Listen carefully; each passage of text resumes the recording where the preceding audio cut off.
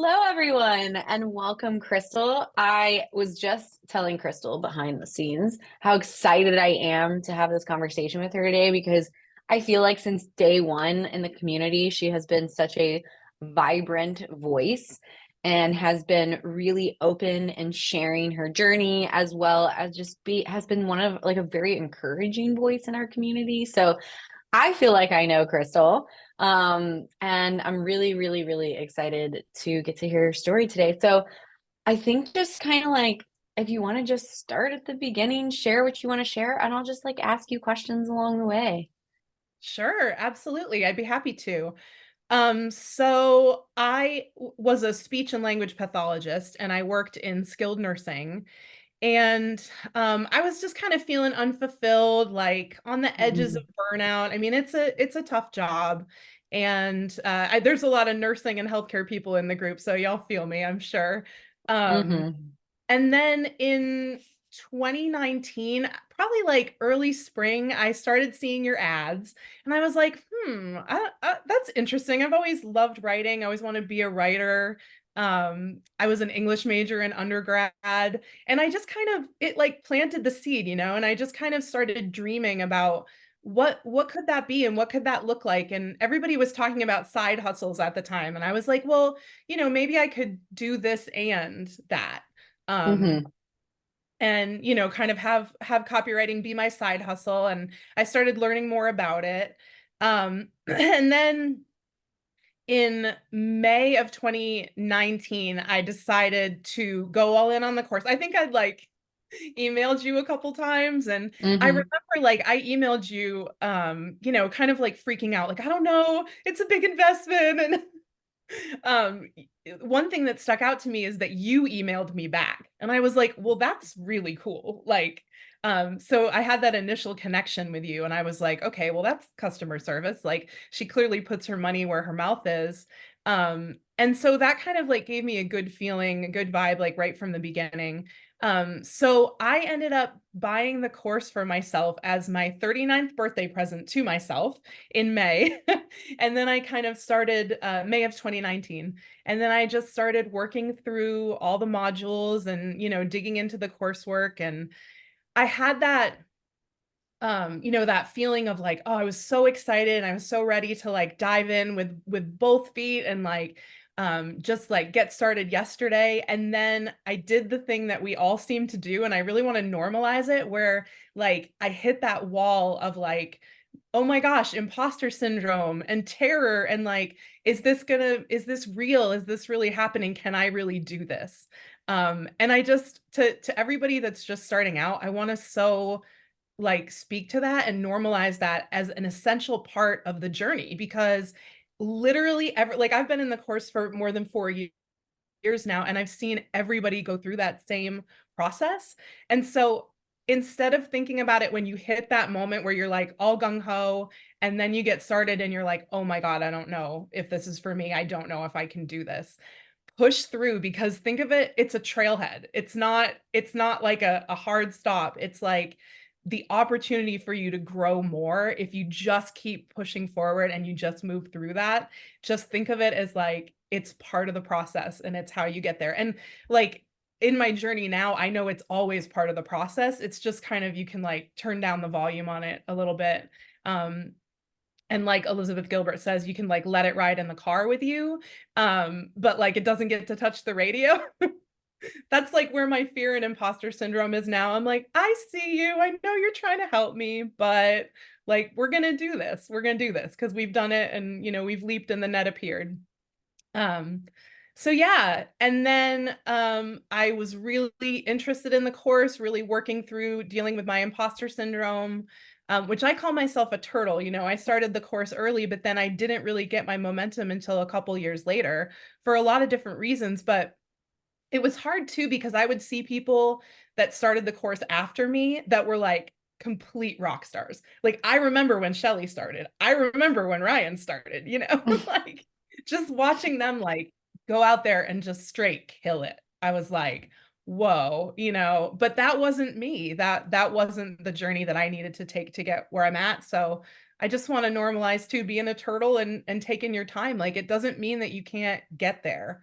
Um, so then, yeah, I was in the course and kind of working my way through and stalled out a little bit. And then the pandemic happened and my husband got laid off. And we were just kind of like, well, we have to do what we have to do. And at that point, what I had to do was keep working my job and like work it even more than I was. So I ended up, I would work like 10-hour days and see like 14 patients a day. And working with people with dementia, they were scared and confused. And why can't Mm, my family visit me? It was really hard. And I mean, it's a hard job at baseline, but, watching people literally pass away and just go into like cognitive and physical free fall was really tough.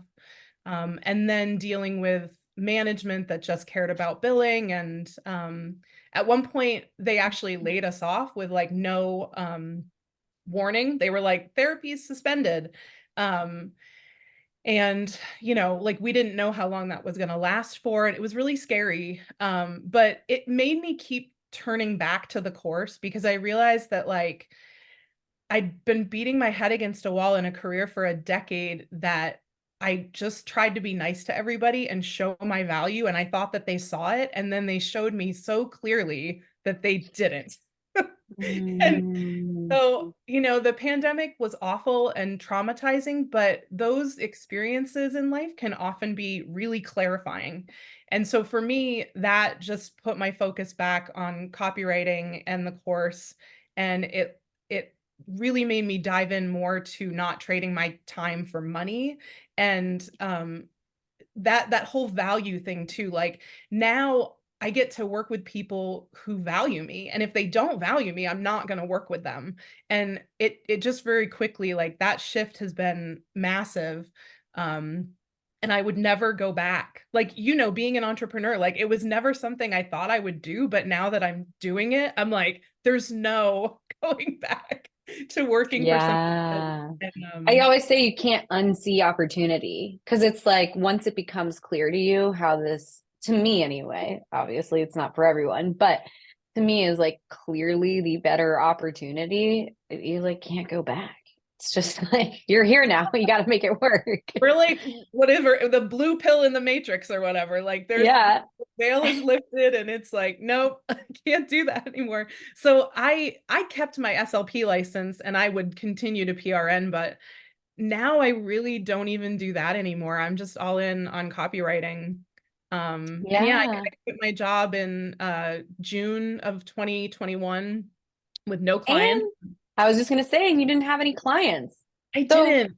from 2019 to 2021, were you just studying or what was going on there? I was kind of like ebbing and flowing. Yeah, I was like, I did a lot of the reading. So, Slight Edge. I read Dave Garfinkel's book. I read, Donald Miller. I forget who wrote Pitch Anything, but I read that. Mhm. So I dug into a lot of I definitely spun my wheels a lot in analysis paralysis, as is that's kind of my Yeah. thing. That's Um, okay. I think that's like a huge testament. So then you've done all this like ideation and studying and preparing, but and when you quit your job in June 2021, you didn't have any copywriting clients. And then it nope, was like I didn't off have to a the website. races. You Yeah, didn't have a yeah. website? Oh my No, God. no.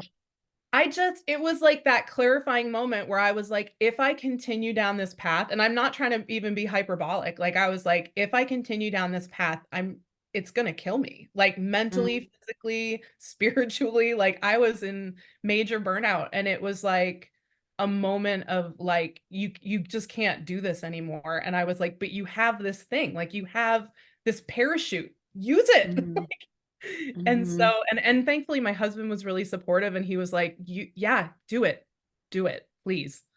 And I actually mhm. took the summer off to spend with my daughter and then, started working on my website in August of 21 and then launched and it just, it just all kind Just of, one thing leads to another and it all just, here we are. yeah. And so in 2023, your second full year in business, you hit six figures in your business. I did. Yeah. It's still, Tell us about that. wow, it still feels kind of unreal. It feels surreal to me that it even happened. But yeah, yeah. Yeah. Roundabout. September or October of 23, I like, was on my CRM and I was like, because I don't pay, I mean, I pay attention to the money, but Yep. it's more about the lifestyle and the experience. But then I like looked at my yearly and I was like, holy crap. I said to my husband, I'm like, I think I can break six figures this year. Like, this is crazy. What did he say?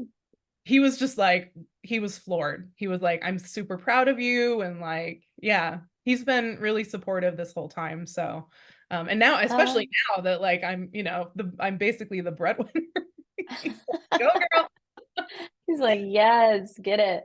But That's yeah, actually, amazing. so last year started off really strong. I got a connection through a fellow Freedomer, Kelly Spainhour. She Love posted her. something in, yeah, right.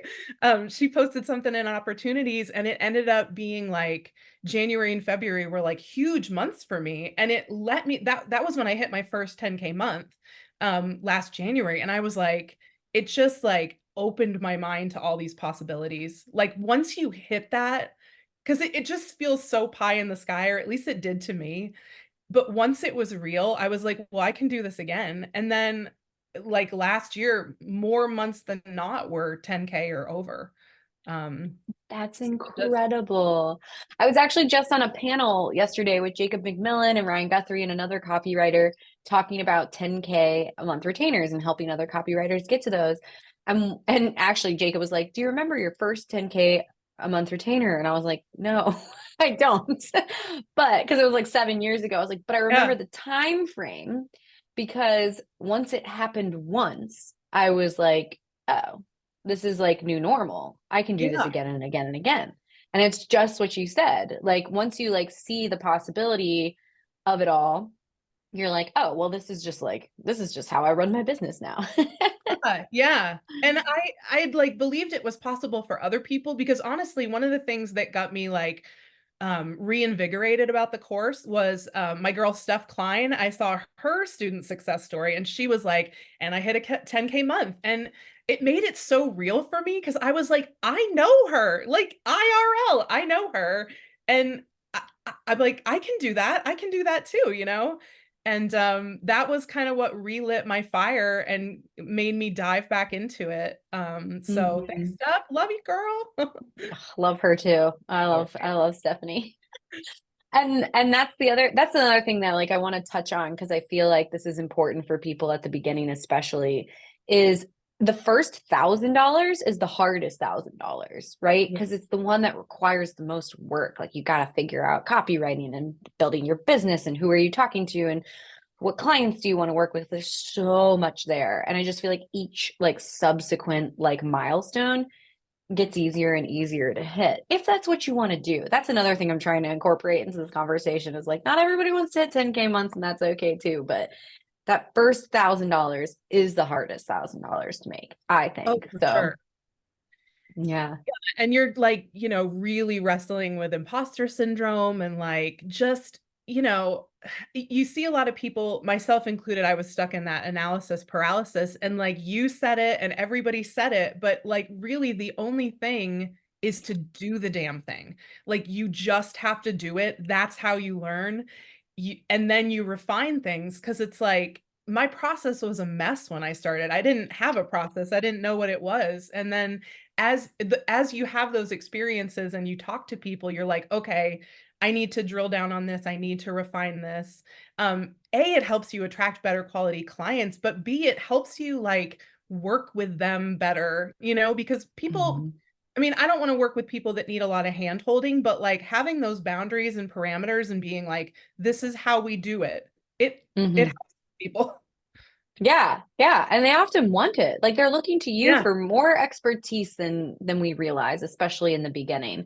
They Yep. want you to guide them and, having those things worked out, which really truly you can only work out in my opinion like through actually doing it. Like you can have so many theories and ideas in place, but it's only once you take action that you start gaining clarity. Yeah. And yeah, that's huge. You had talked about how for you, because you didn't notice until like September, October that you were probably going to hit six figures. Now, the big thing for you here is lifestyle. And I think that's really common in our community. And it was for me too. Money was a nice second thing to like all the freedom I got. I'd love Yeah. to hear from you kind of like what that looks like for you now, maybe even compared to what it looked like for you when you were working, and what has that like done for you, the like freedom that you're experiencing. Oh my gosh. I mean, I said it in my post too, like it's hard to like even flash back to Crystal 2 years ago and be like, my gosh, like I mean, I was saying to you earlier, like thank God I found this because it helped me through some truly dark times in my life. Um yeah, I mean, when I left my job, I was dealing with a massive case of burnout. And copywriting helped me initially with mental health because as part of my job, I was like, well, I'm a writer now and I'm a researcher, you know? So I researched about burnout and I wrote about burnout and I got paid for articles on burnout. And so it's like it helped me to get my business started, but it also helped me in my healing journey to like understand what burnout was. I think there's still a blog on my very neglected website blog about burnout. Maybe it's in my portfolio. Yeah, about burnout in healthcare. So you know, copywriting, the lifestyle not only helped me heal, but the job itself helped me like I dove into a lot of topics that I wanted to learn more about, like in mental health, like you know, like burnout being a prime example. Um, Mm. but yeah, just in terms of lifestyle, I mean, not trading my time, like, I mean, in skilled nursing, like every minute counts, you know, all your time is supposed to be billable. And it really wears you down. Like it really grinds you down as a person over like, I worked in that setting for a decade. And you know, if you have to go to the bathroom, you're like, okay, I have to account for this time, you know, and just That is breaking that. something that I did not realize till I worked with you guys in healthcare and teachers. Like it was something I was totally unaware of. Sorry to Yeah. interrupt, but I started hearing from you guys how like even going to the bathroom was like difficult. And like teachers, they because you can't leave their students, so they just like wouldn't drink water. And I was like, oh my God, Yeah. what? It's cra my mom was a teacher, so yeah, I totally yep, it's wild. Um, so that, you know, just the value shift of like being like it helped me set boundaries. It helped me understand. I mean, I had no boundaries. It helped me understand what boundaries are even. It gave me more time, more flexibility. So I, you know, I meditate every single day as part of my just like routine. You focus so heavily on mindset. And I think like a lot of people, I was like, yeah, that's yeah, okay, I get it. And then like Same. you realize, right? Everybody has that epiphany moment when you get far enough in the course that you're like, no, this is essential. Like this is a foundational thing. Like, because if your mindset isn't there, nothing is going to follow. That has to be a piece that you not only like you can't set it and forget it, right? You always have to continue to like nurture your mindset because you're always in growing pains as a business owner, right? It's you're always gonna if you're doing it right, you're always gonna be like pushing up against the edges of your comfort zone so that your comfort zone expands, right?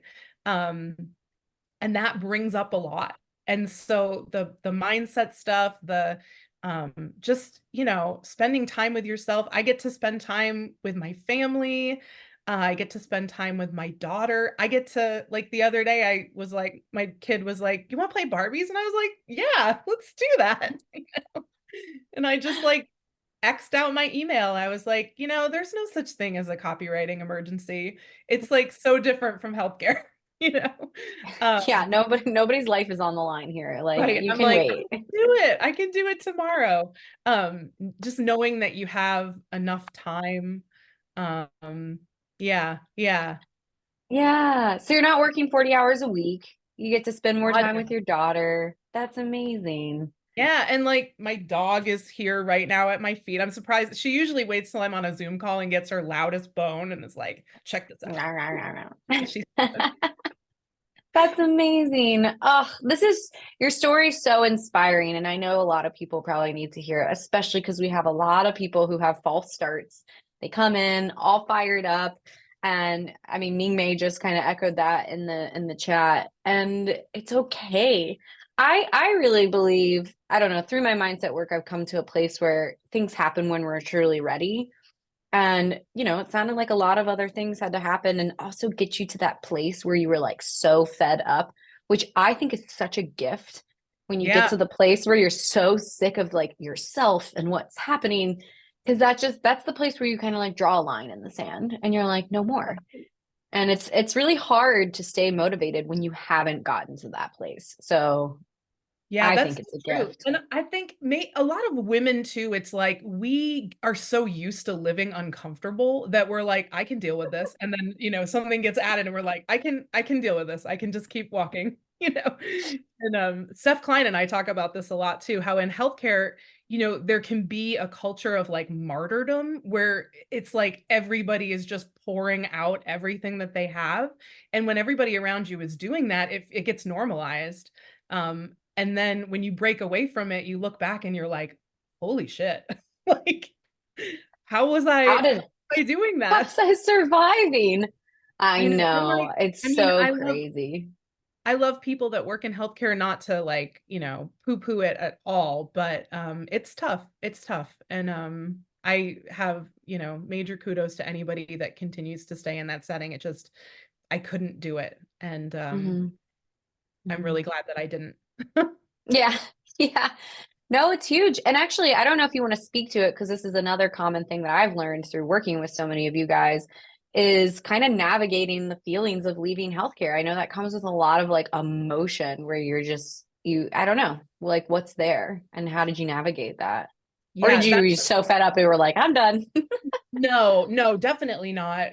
There was a ton of guilt. And yeah, you're aware of this too. I mean, I had to, part of the reason I think it took me so long to start the course is that like there was some shame, there was some guilt, there was that Mm. like I said, the healthcare martyrdom where I was like, this is normal. It is my role in life to help people, even if like it means killing myself to do it. Like this is my role in life. And I think that's exacerbated too by being a woman who's been socialized that like, you're nice and you help other people and that means you're a good person. Um, and yeah, so I was pouring from an empty cup there. And it took me a long time to reactivate that like self-preservation instinct where I was like, you can't help people if you can't help yourself. Like that's not noble, that's being a martyr, and that's not necessarily a good thing. So yeah, talking to people. I mean, I'm a huge proponent of therapy. I've been in therapy for a long time, and that's really helped my healing process too. And she was also a big supporter of she was like, "You should do the copywriting thing." That's amazing. So my Uh, therapist, she celebrates my success along with me, which is it's awesome. that's amazing.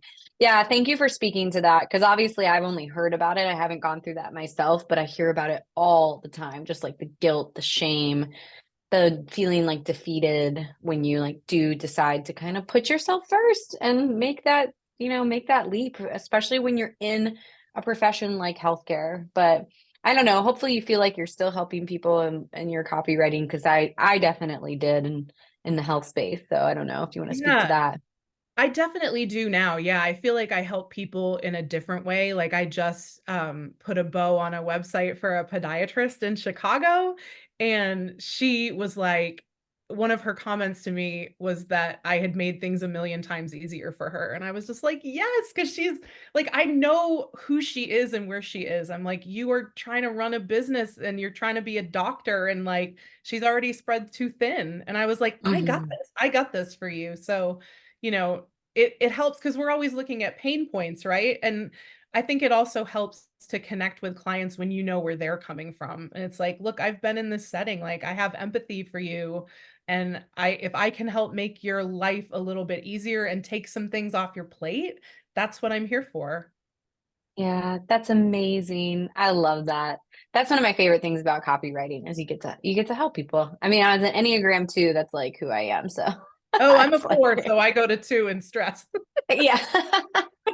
There you go. I don't know. I actually asked in the community what everybody's Enneagram was, and it was like so many fours. And all my like closest friends are fours. I'm like, I Oh, don't know what this cool. like a 2-4 thing is going on here, but there's Yeah, definitely like some sort of attraction connection. for sure, Well, for thank sure. you so much, Crystal. I always love to ask and wrap up with a question of if you could go back and talk to yourself in 2019 when you were first starting this journey and just say something to Crystal back then, what would you say? Wow. Um, Whew, man, I would just encourage her to have faith and trust in myself, and that you don't have to see the whole staircase to take the first step. And if you just keep going, the next step will appear, right? It's like Frozen. I mean, can you tell I have a 10-year-old where honest things about do the next right thing? That's it. You just do the thing and then the next thing will appear. And if you just like the more you do it, you learn to trust that process. And I wish I had trusted it earlier on because it would have saved me a lot of like, fear and just like paralysis, like feeling like I don't know what to do. I don't know how to go forward. And like the way forward, right? We always talk about it's like imperfect action, Hmm. and I'm a recovering perfectionist. So it's like that was really hard for me, but this has been a process of unlearning and knowing that it's all about like people talk about balance like it's this static state, like you get there and then you just stay there, and that's such a misnomer because it's balancing, right? It's a present tense verb. You're always doing it. You do something and then something else happens and then you adjust and you recalibrate and you implement what you've learned and you shift and you grow. And I think yeah, just like learning to enjoy that process instead of like trying to control it and be fearful of it, and just enjoy the ride because it's like when you get here, it's amazing and it's also still scary and it's also Oh, yeah. still I'm always like, can I do this? I don't know, but then you get more comfortable with being like, yep, I got this. I'm just gonna do it. Um, and I also think I would tell myself in 2019 to just really dig into those whys. And that's why, you encourage us to do to the like the recording of us, that you can listen to, which I still have. I should listen to it. But it's great. But yeah, those like mantras and things, but being real specific in them, like, taking my daughter to Disney World. We got a dog because I can be here for her. I work from home. Working from home is something that I actually really love. So the pandemic helped to clarify that for me. So just getting real clear on what it is, why I wanted to do it, and then just keeping a laser focus on those when things get hard. And having a family and people that you love that you want to support is, I mean, that's a really good why to have, and that's a big one for me for sure. That's amazing. Thank you so much, Crystal. Thank you, Oh, we Sarah. actually we actually have a few questions that were just dropped. No One, way. what was your client, if you have a second, what was Yeah. your client acquisition, what did your client acquisition process look like? And can you share what a 10K month retainer looks like for your business? I will do my best. So let's see, client acquisition. You can I've just be, yeah, like yeah, big I've been really overview. yeah, my ideal clients tend to hang out on LinkedIn. So that's kind of where I focus when I want to acquire clients. I've been lucky to have several clients now that are like they've been with me for like 2 years or more. And what we've done is kind of grown together. As far as oh, and then Sarah's always talking about over delivering. That's how I keep clients too, is like I always like I try to beat deadlines, I try to over deliver, I try to communicate with them well. Like I just try to give them really great service. Hmm. And make their lives easy because I think it's better to keep good clients than it is to constantly be in the client acquisition grind. Um, Hmm. 10K months, it looks different. It's usually made up of like 4 to 5 different clients' work. Um, I also do copy editing. So my first 10K month, it was a lot of like, I had this major editing project. I ended up working more than I wanted to during that time because I don't Mhm. charge as much for editing. But that was how I did that. So as far as work, I do a lot of website copy. So that's, pretty high value copy. So like, a month might be made up of like writing like a 16-page website for a healthcare provider or like a senior living community, writing a couple blogs, writing a guide, writing an email sequence or two. Like it's usually, Mhm. I like to keep it flowing, keep different types of copy. But yeah. Yeah. Usually 10K months come with like, leveling up your skill and your expertise, but also providing that extra like white glove type service, making sure that you're providing some strategy, making sure that you're making it really easy for your clients to say yes. Yeah, for sure. And then we have another question. When you left the healthcare space to focus 100% on copywriting without a website, did you move forward with creating portfolio pieces or did you make your website or what did that look like?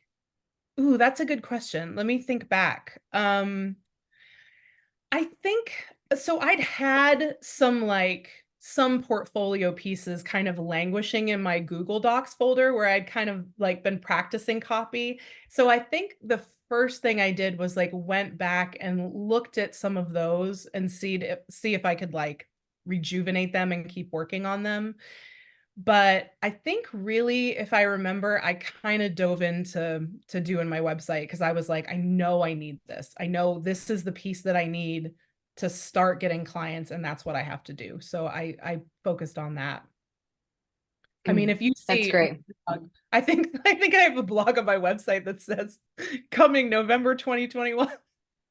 Yeah, that's So that's yeah, the thing to remember is you always can update it. Like online stuff is never permanent. You can always go in and like add something that's better once it's better. I So know I should do that. It's like the carpenter's it's house forever. last.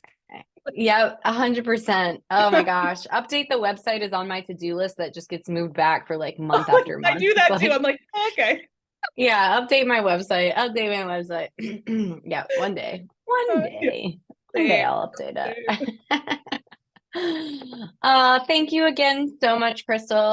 I'll definitely mirror what Ming Mei just said, which is thank you for normalizing the turtle pace. I know that's going to be Ah, very, very turtles. helpful for so many, so many people. So much And love thank for you my turtles. for and thank you for always being such a vibrant energy in our community. I really appreciate you. Ah, So thank thanks. you for everything, Sarah. You're just like I said, you're my guiding light. So thank you for creating this community and changing my life. Oh, I'm so seriously, truly so honored to be a part of your life in this way. So thank you. Thank you again. Thank you everyone for showing up and asking thoughtful questions. And we will see you all in the community. Thanks, Bye, everybody. guys.